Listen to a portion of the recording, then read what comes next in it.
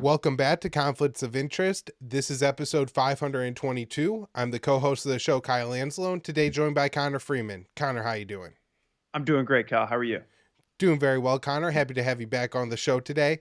And just give people a quick reminder, if they haven't already, to head over to Part of the Problem and check out mine and Connor's appearance with Dave Smith and Scott Horton. We talked Libertarian Institute, the war in Gaza, and a lot of other stuff. So go over, check that out. So far, me and Connor have both gotten great feedback from our appearance. And as I mentioned on the last show, if you watch it and you enjoy it, make sure you drop a comment or something like that and saying, you enjoyed me and Connor being on the show. Encourage Dave to have us back on some point in the future. And we really appreciate when anybody does that. And of course, you can help us out by sharing this show. We're on YouTube, Rumble, and Odysee for the video version. We are up anywhere you can listen to audio podcasts. And then you can find us on Twitter at con_interest. Connor, with that, let's get into the show. All right, first up here, poll, foreign policy becoming top issue for Americans. According to an Associated Press poll, about 4 in 10 U.S. adults named foreign policy topics in an open-ended question that asked them to share up to 5 issues for the government to work on in the next year. And so, Connor, I think this is important because it's not like Americans are being prompted in any way. They're saying, what are your top issues? And 40%, 4 in 10 Americans are saying foreign policy. So that's pretty big. And AP notes that's about twice as many as who mentioned the topic last year, which of course is pretty significant, as last year was the first year of the war in Ukraine, where there was a lot of propaganda and a lot of effort to rally the American people to support Biden's proxy war in Ukraine, as they dumped $100 billion of our tax dollars to fuel a war that never had to be fought in the first place. About 20% of Americans are concerned about overseas wars, up from 5%. 5% of Americans mentioned the Israel war in Gaza specifically.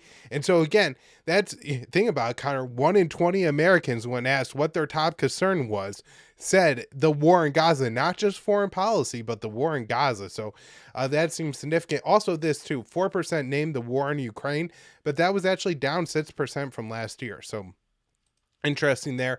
Another poll that I think is maybe pretty telling about foreign policy becoming a larger issue, particularly the war in Ukraine. Poll, Trump leads Biden among Latino and young voters. So a poll from USA Today found Trump was at 39% ahead of Biden at 34% among Latino voters. And then young voters preferred Biden 37% to Biden 33%. And Biden won both groups over Trump quite significantly in 2020. And of course, if we know about young voters in particular, are the most likely Americans to oppose Biden's policy of unconditional support for Israel. Next up here, some stories on the war in Ukraine. Putin said Russia will ramp up weapons production. Russian state media reported Putin said, as for us, we are increasing weapons production and we are increasing it significantly. Putin noted that Ukraine's army had received 400 to 450 tanks, while Russia produced and repaired 1,600 tanks in a year, so 4 times as many. And we've seen this already, Connor, that the Russian war machine is out producing the Western war machine, and it seems like that is only going to tick up from here. And one of the kind of really significant ways that plays out, Connor, is that Putin is now able to carry out these attacks. This from Day to Camp, January 1st, antiwar.com. Putin vows to ramp up strikes on Ukraine after Belgrade attack. Russian President Putin vowed on Monday to ramp up attacks on Ukraine in response to the Ukrainian strike on the Russian Belgrade Oblast. Putin said during a New Year's Day visit to a military hospital, according to the Associated Press, they want to intimidate us and create uncertainty within our country. We will intensify strikes. Not a single crime against our civilian population will go unpunished. Ukraine targeted Belgrade in a missile strike on Saturday, the most significant Ukrainian strike on Russian territory of the war. It came the day after Russia launched what was said to be its largest missile and drone strike across Ukraine, killing 31, although I have seen that as high as 39. And the Russian death toll from the Ukrainian attack is now up to 25. But I think it's actually closing into on 30 in the week. I saw another person was just killed today, or maybe yesterday and was reported today. Next up here, Connor, Ukrainians turn on war but are afraid to speak out. Are some quotes I pulled together from an article in the Times. The Times interviewed Ukrainians who explained war fatigue had set in and fear was keeping the public silent. The report says many Ukrainians are growing tired and weary of the war. One Ukrainian military source admitted that the average Ukrainians were talking of truce, yet there were questions around what the price of the truce would be. A political commenter and former vice ombudsman of Ukraine said he believed most people in Ukraine wanted a truce, but were afraid to admit it to themselves. There is an atmosphere of total mistrust and fear in Ukraine, and that anyone who dared think of a truce would immediately become an outcast and a traitor. One Ukrainian former official said that President Zelensky was losing support in Ukraine, and that although the West was saying that Ukraine should not give up, there was no war strategy and the men and women were being sent to the front line to die. And this is what the military source said, or the former official said, excuse me. It is nonsense to send in our soldiers to die if we don't have enough armament and resources to win militarily. What is the strategy to keep dying for what? And not less important, where is the diplomacy? So those are some pretty interesting quotes. Same article, but different topic here. Senior UK official says weapon stockpiles are depleted. The Times reported that a senior UK military source said the UK weapon stockpiles are so diminished that the UK had nothing left, and it was better for them to lobby the Germans. That's what they told the Ukrainians, to go lobby the Germans. They did, however, point out that the UK was critical in persuading other countries to give Ukraine arms and acting as a third party in facilitating those deliveries. So, Connor, it seems like London is just shaking down other European countries on behalf of Kiev at this point. This is a really interesting story, and I want to do a little bit more research here, Connor, to try to understand maybe how significant this is. But if you look at the Black Sea, Turkey, there's a strait, and Turkey controls both sides of it to get from the Mediterranean Sea and into the Black Sea, and so they get to decide who goes in and out of the Black Sea. And Reuters reports that Turkey said on Tuesday it would not allow two British minehunter ships to transit its waters en route to the Black Sea for use by Ukraine, since it would violate an international pact concerning the wartime passage of the straits. Britain said last month it would transfer two Royal Navy minehunter ships to the Ukrainian Navy to help strengthen Ukraine's sea operations in its war with Russia. And so my big question that I need to get answers to, of course, is this typical operating policy, or is Turkey augmenting what it was doing previously in the war, and why may they be doing that? One big issue between NATO and Turkey is potential membership of Sweden in the alliance. And we now have today, this is reported in Politico, that NATO Secretary General Jens Stoltenberg says he is confident that Sweden will join the alliance by July. Turkey is trying to get an F-16 sale from the US and other concessions in exchange for allowing Sweden to join the alliance. And as I've said on the past on the show, Connor, I really do believe that if Sweden allows or if Turkey allows Sweden to join the alliance, Hungary will not hold out as an objector, and they will go ahead and give approval as well. All right, next up here. Survivors of Nova Music Festival sue Israeli security establishment for failing to protect them. This was written up by Dave DeCamp at antiwar.com.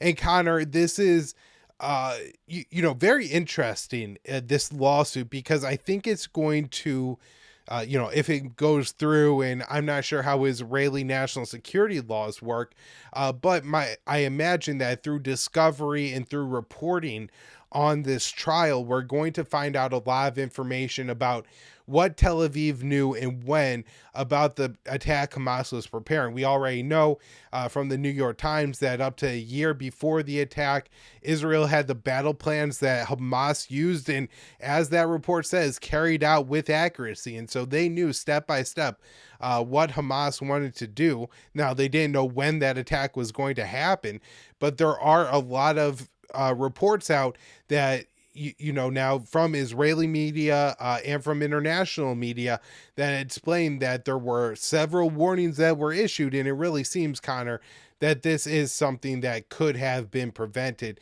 And in particular, if Israel had notified the attendees at the Nova Music Festival immediately, they likely could have escaped major attack by Hamas, if any attack at all. We know that Hamas was not targeting the Nova Music Festival. They just happened upon it. It actually wasn't even supposed to be taking place on the day of the Hamas attack.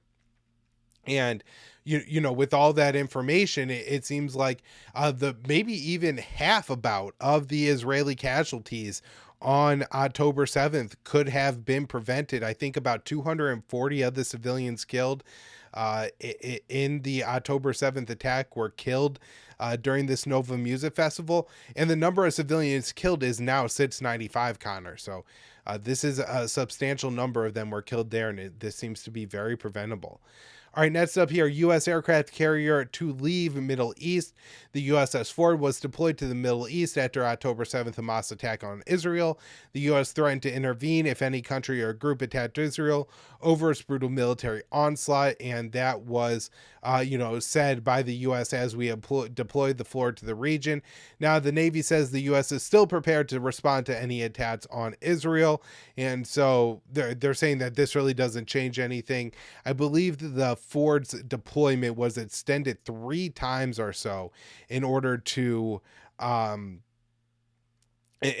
keep it in the Middle East. And so that's pretty, important that it's now leaving. And part of the reason it may be leaving was just the deployment was going on too long.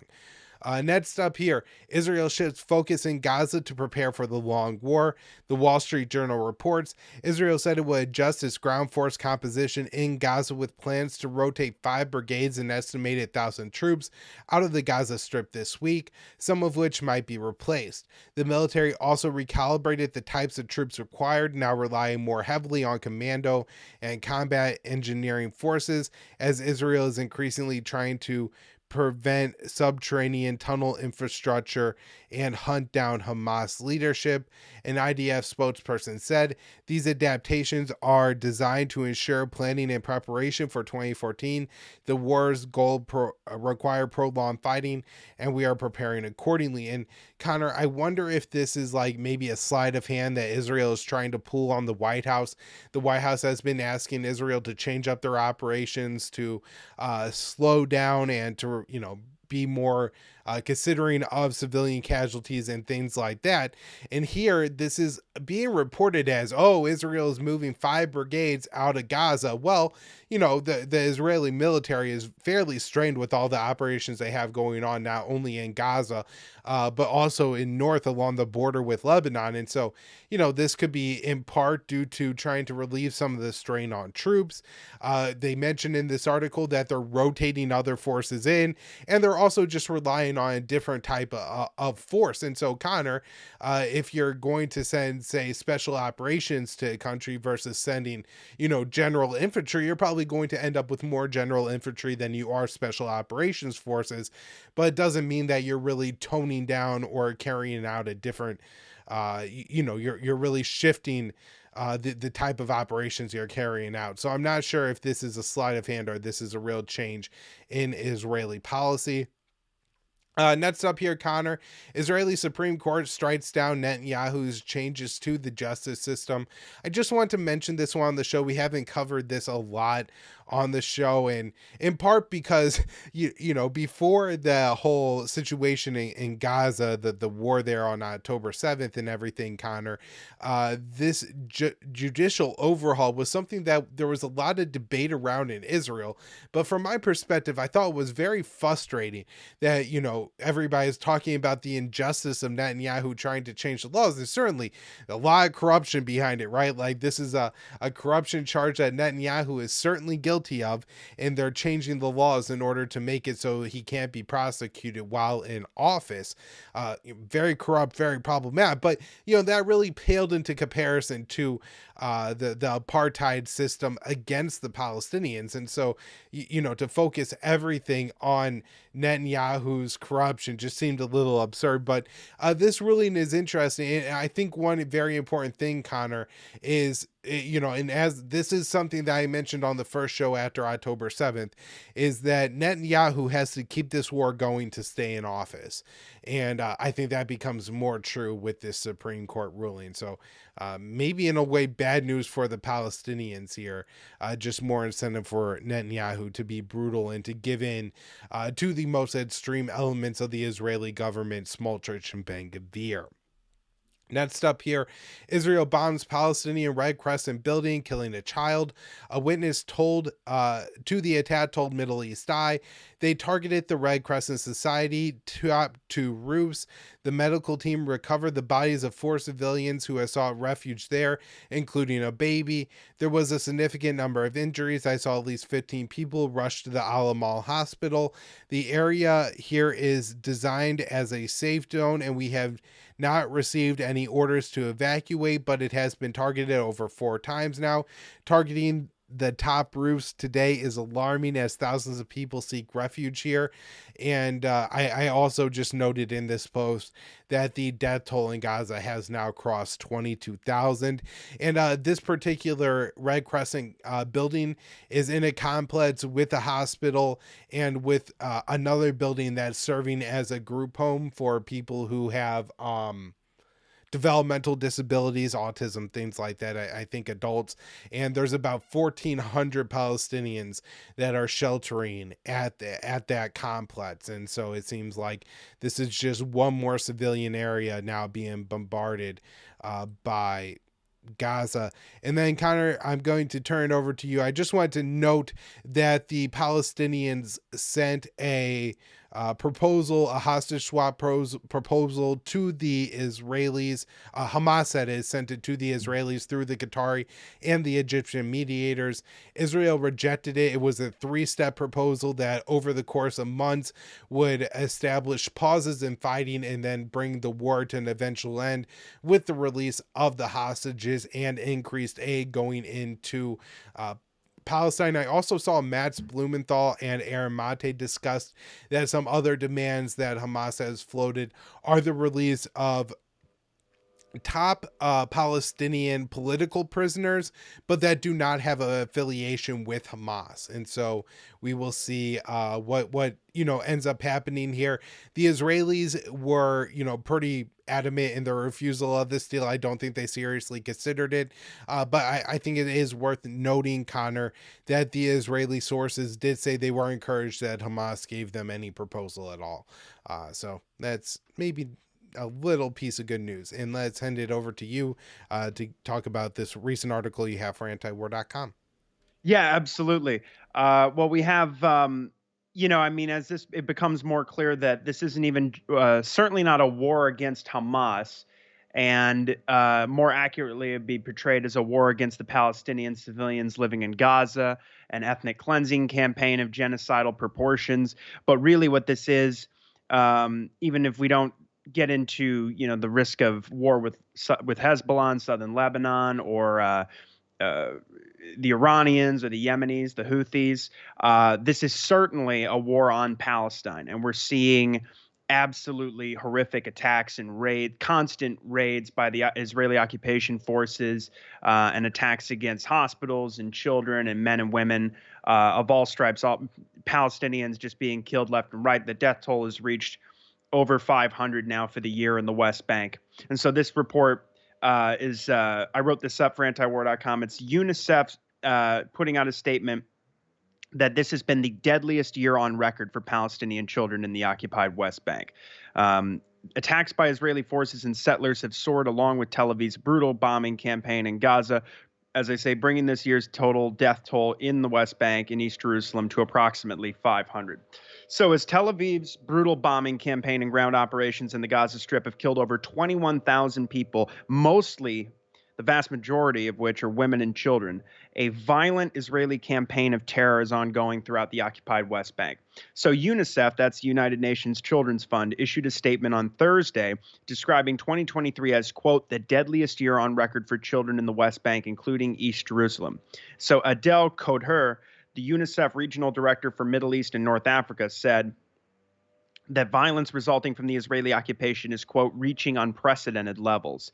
Coder notes that, quote, children living in the occupied territories have been experiencing grinding violence for many years, yet the intensity of that violence has dramatically increased since the Hamas attack on October 7th and the subsequent launch of the Israeli onslaught. So for Palestinians, prior to this month, this year was already one of the deadliest on record. Before the end of September, more than 220 Palestinians have been killed by Israeli forces, including over 36 children. And that figure, of course, includes 187 people who were murdered in the occupied territories, as well as another 37 killed primarily amidst a smaller bombing campaign in the Gaza Strip. So, quote, violence in the occupied West Bank has killed 124 Palestinian children and 6 Israeli children since the start of 2023. And that's according to the UNICEF statement. And their report highlights that 83 of these murders have taken place since October 7th. Coder added that an additional 576 children have been injured, with others detained by Israeli authorities. So overall, since the war on the Gaza Strip began, estimates are that at least 316 Palestinians have been killed and roughly 3,800 injured in the West Bank. So Coder, that is, said that the suffering of children in the West Bank must not fade into the background of the current conflict. These children live in a near constant feeling of fear and grief. She explained their lives are a nightmare. Her statement reads, many children report that fear has become a part of their daily life, with many scared even walking to school or playing outside due to the threat of shootings and other conflict-related violence. UNICEF is extremely concerned about the right of children in the West Bank, including East Jerusalem, to safety and protection and their inherent right to life, she said. Now, concurrently, and we're going to get more into this in the next story, but the UN has also issued a separate report covering the rapidly deteriorating human rights situation in the West Bank, as they put it, demanding that Israel cease its unlawful killings, as well as bring an immediate end to the use of military weapons and means during law enforcement operations. And as well, they want them to immediately stop the occupation forces' arbitrary detention and ill treatment of Palestinians. And since October 7th, more than 4,700 Palestinians have been rounded up and arrested in these near constant raids. So last week, Israel carried out a drone strike on the Nur Shams refugee camp in the northern West Bank, which killed 6 people. And at the same time, Al Jazeera was reporting that Israeli troops had launched the most intense raids on cities in the occupied West Bank. The operations constituted a, quote, coordinated overnight assault on 10 cities, including Hebron, Halal, Nablus, Jenin, Tulkarem, El Bireh, Jericho, and notably the center of Ramallah, which is the administrative headquarters of the Palestinian Authority. Now, during a prolonged raid on Jenin earlier this month, Israeli occupation forces killed 12 people, desecrated a mosque, attacked ambulances, and as well as a hospital, including reportedly firing tear gas near a premature baby's ward.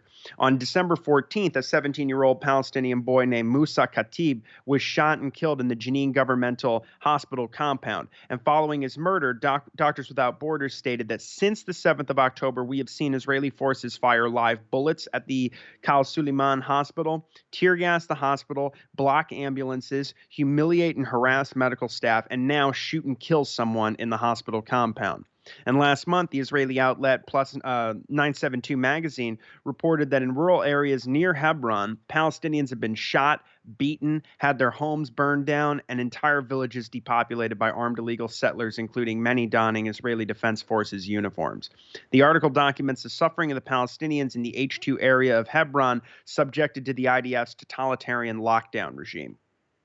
Across the West Bank, the Israeli forces' lockdown has consisted of closing checkpoints, erecting new obstructions, as well as fortifying entrances to villages and towns. Under the new status quo, I should say, Israeli settlers have been freely attacking Palestinians along with their homes and businesses, even worse than before the 7th. And so I mean, one of the interesting things about that 972 Mag article, and we've covered it previously on the show, is that in that H2 area, you have families who literally cannot leave their homes. I mean, they're worried that they're going to starve to death because anytime a member of the household goes out to get water or food or medicine, they're immediately threatened with death by Israeli forces, Israeli settlers, including children. And so they have to just run inside. The children have not been to school since the 7th. Of course, they cut off any access to or any ability to leave the area, this H2 area of Hebron. And it's just absolutely, like I say, totalitarian and hard to even fathom.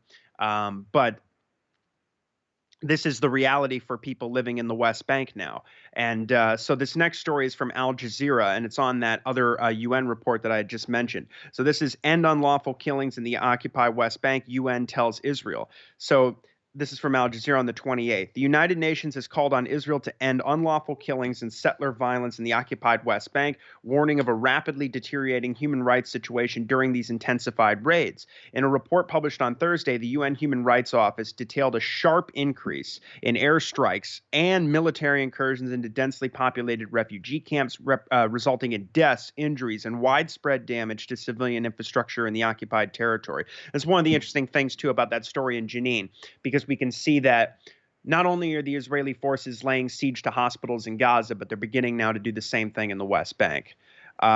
So they say this is from the UN High Commissioner for Human Rights, Volker Turk, and he said in a statement that the use of military tactics, means, and weapons in law enforcement context, the use of unnecessary and disproportionate force, and the enforcement of broad, arbitrary, and discriminatory movement restrictions that affect Palestinians are extremely troubling. Violence across the West Bank and occupied East Jerusalem has flared since Israel's war on the Gaza Strip began on the 7th. And as we mentioned earlier, with more than 21,000 Palestinians in Gaza have been killed. The vast majority of those being civilians. I know the Euromed Humanitarian Monitor, their numbers suggest that over 90% of those killed are civilians. So since then, the report continues, the UN has verified the deaths of at least 300 Palestinians in the West Bank, including 79 children. Of these, 291 were killed by the Israeli forces, 8 by settlers, and 1 was killed by either soldiers or settlers. And as I mentioned, 4,800 Palestinians have been arrested since the war on Gaza began. Since October 7th, the UN has documented what they call a sharp rise in settler attacks, including shootings, burnings of homes and vehicles, and the uprooting of olive trees. The Volker Turk once again says, I call on Israel to take immediate, clear, and effective steps to put an end to settler violence against the Palestinian population, to investigate all instances of violence by settlers and the Israeli security forces, to ensure effective protection of Palestinian communities against any form of forcible transfer. Because, as I pointed out, we're seeing villages being depopulated in rural areas around Hebron. And there's been well over 1,000 people displaced since the war began just in the West Bank.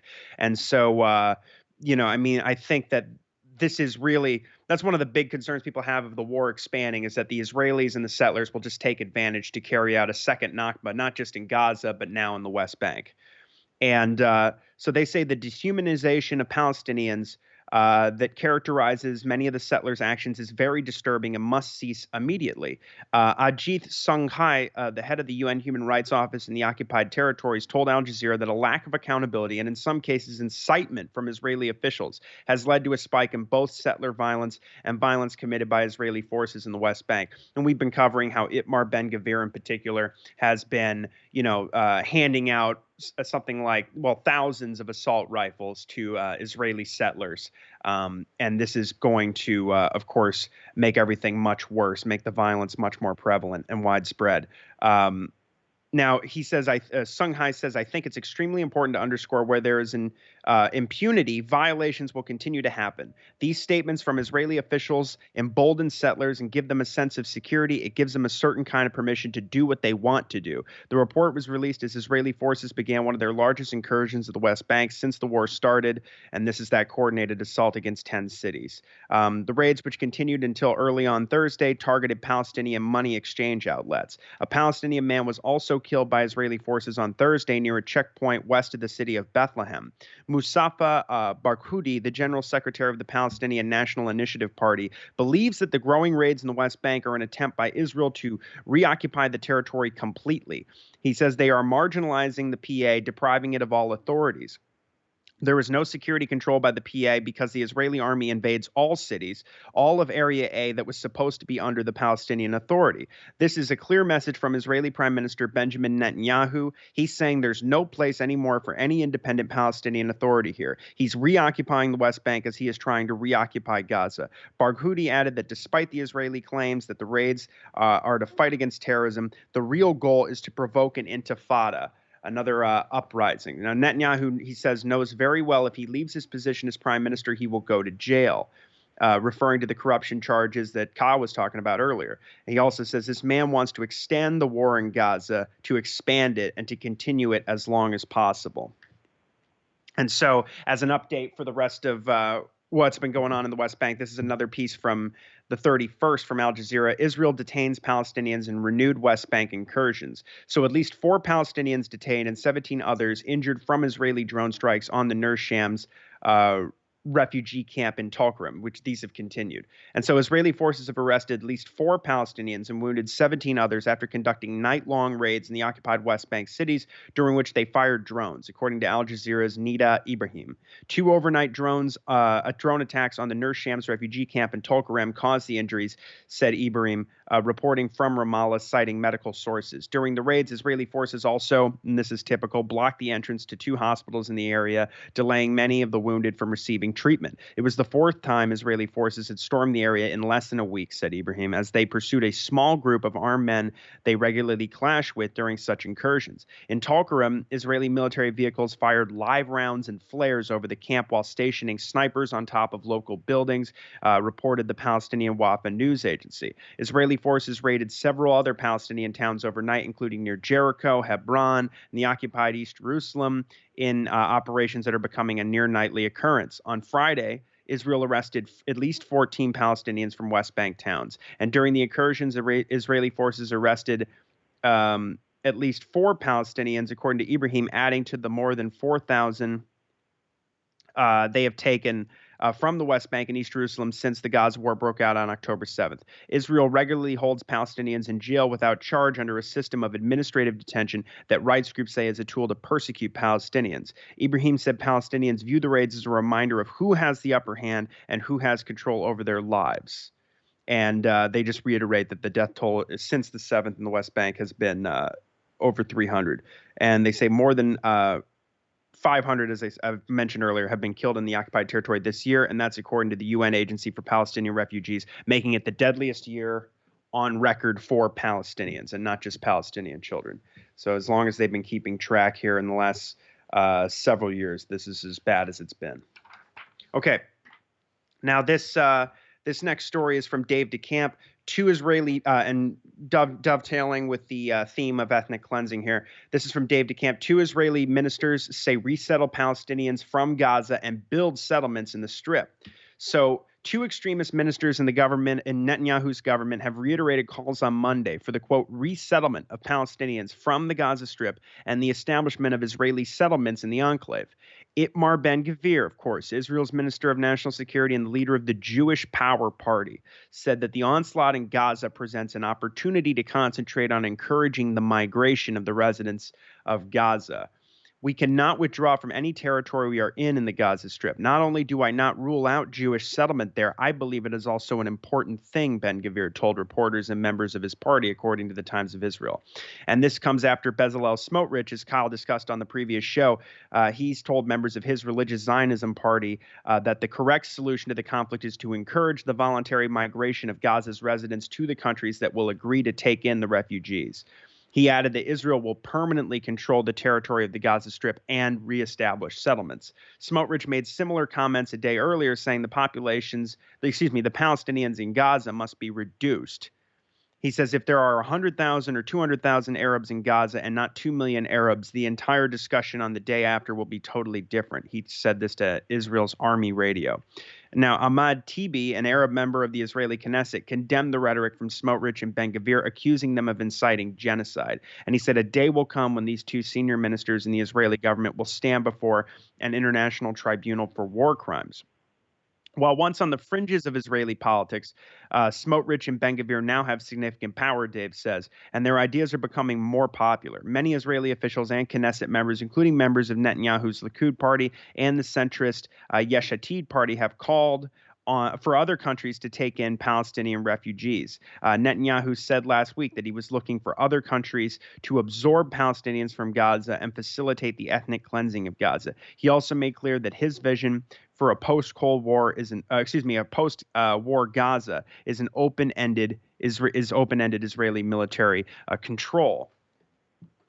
And so this, of course, follows the comments we've seen from the Israeli intelligence minister, Gila Gamiel, who has said that her plan for pushing the Palestinians out of Gaza into, particularly, with that document that was leaked from her ministry, where it laid out a plan to push all the Palestinians into the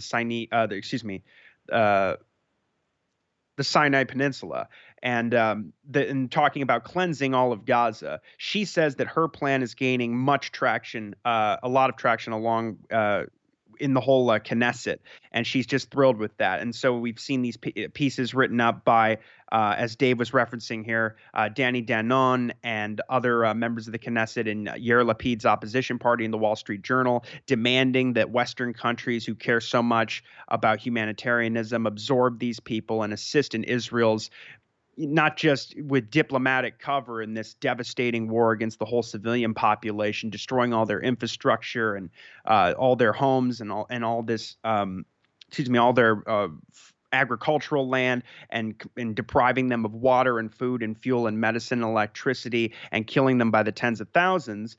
He wants also, they want Americans' money, American bombs, American planes, and they also want us to help them carry out a second Nakba in front of the whole world, and take in these refugees so that Israel can just send the radical illegal settlers back into Gaza and take over all that land.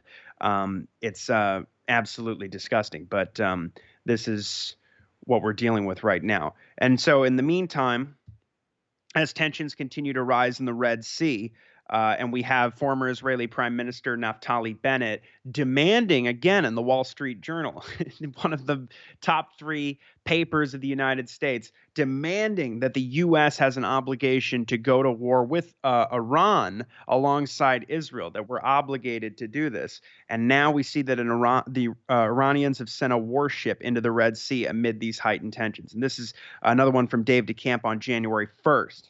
So Dave writes that an Iranian naval destroyer, the Alborz, has passed through the Bab el-Mandeb Strait and entered the Red Sea amid soaring tensions in the water, Iranian media reported on Monday. The news came after U.S. Navy helicopters sank 3 boats belonging to Yemen's Houthis, killing 10 Houthi personnel, and amid reports that the U.S. and the U.K. are considering bombing Yemen. And Kyle covered yesterday on the new show how the English defense minister is saying that London is preparing to take direct strikes on the Houthis, which of course could completely ruin the peace deal that we're seeing emerge here with the Saudis and the Houthis, which could finally end the blockade and allow people to live something approximating a normal life, such as it is for the Yemenis there after 7-8 years of just bombing all the civilian infrastructure and starving hundreds of thousands of people to death, including mostly babies and children under 5 years old. But the U.S., of course, is going to stand in the way of that for Israel, of course, on behalf of Tel Aviv. The U.S. has launched a naval task force in the Red Sea in response to the Houthi attacks on Israeli-linked commercial shipping in the waters that are being done in protest of Israel's brutal assault on Gaza. which the Houthis have said repeatedly they will stop that if a ceasefire is called on both sides and a humanitarian aid is allowed into Gaza unfettered. The Houthis, formerly known as Ansar Allah, have vowed they will not back down in the face of U.S. military pressure. Iran has denied claims from the start that from the U.S. that they are deeply involved in these attacks on Israeli-linked commercial shipping, but they have praised the Houthis' efforts. Hossein Amir Abdollahian, the Iranian foreign minister, met with a Houthi spokesman in Tehran on Monday, and according to Iran's press TV, he hailed, quote, the firm stance of Yemen's Ansar Allah in support of the oppressed Palestinian people in the face of the Israeli regime's crimes and aggression. The situation in the Red Sea is just one area in the region where Israel's onslaught in Gaza is spilling out. U.S. forces in Iraq and Syria continue to come under frequent attacks. They've been hit, those various bases have been hit with rockets and drones more than 100 times already since the 7th, and Israel has been ramping up its airstrikes in southern Lebanon. And now what's even worse than that is today, the big story is that the Israelis carried out a drone strike in Beirut and killed a senior Hamas official. This would be the first strike on Beirut the Israelis have carried out since the 2006 war with Hezbollah. So this is from Dave DeCamp at antiwar.com. It's at the top of the page right now.